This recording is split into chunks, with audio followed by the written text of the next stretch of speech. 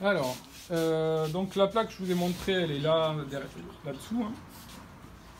Autour, donc on a le même principe qu'un transformateur, deux bobines, avec un matériau ferromagnétique autour, et on a laissé juste un tout petit espace, un entrefer.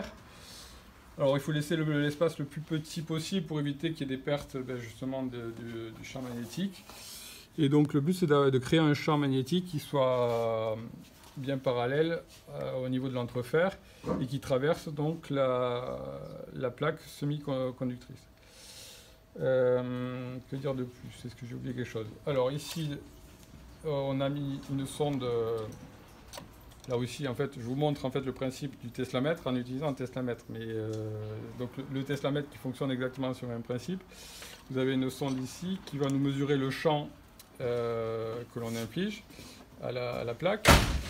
Et ici, donc, on va appliquer une certaine intensité à la plaque, donc qui va être affichée ici. Donc là, on a la valeur de l'intensité qui parcourt la plaque. Et ici, on mesure, donc, au niveau de la plaque, on mesure la tension de Hall, donc la différence de potentiel qu'il y a entre le haut et le bas de la plaque. On est... voilà.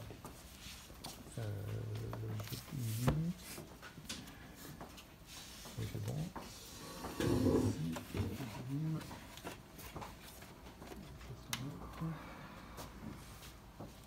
Alors, on va baisser un petit peu.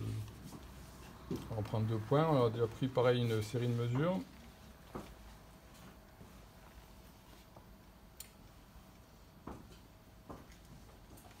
Alors pour bien faire les choses, normalement il faudrait faire bien le 0 du teslamètre au départ pour vérifier qu'on n'a pas de champ magnétique quand rien n'est allumé.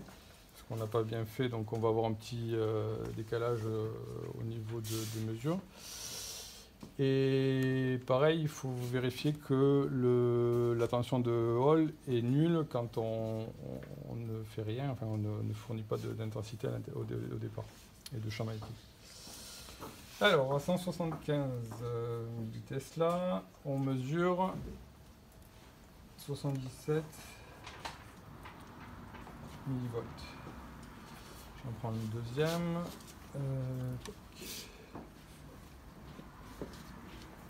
À 243 Tesla, je suis à 108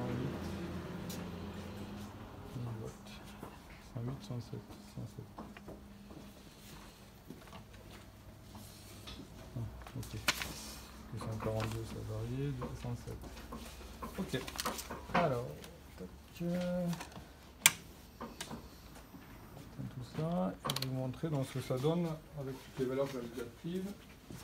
Ici.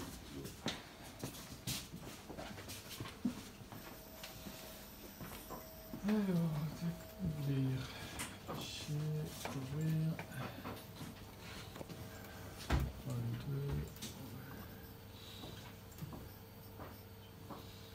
compteur. Donc je rajoute les 2 points que je viens de prendre. Donc on est à 77 millivolts et j'avais 175 millitesla et à 107 on a 242. Alors quand on regarde le graphe donc, de B en fonction de UH, et d'ailleurs c'était le contraire ou c'est pareil. C'est les 2 points que vous avez rajoutés, ça c'est ça? Ouais, c'est possible. Ça a dû bouger depuis. La pente est la même, hein.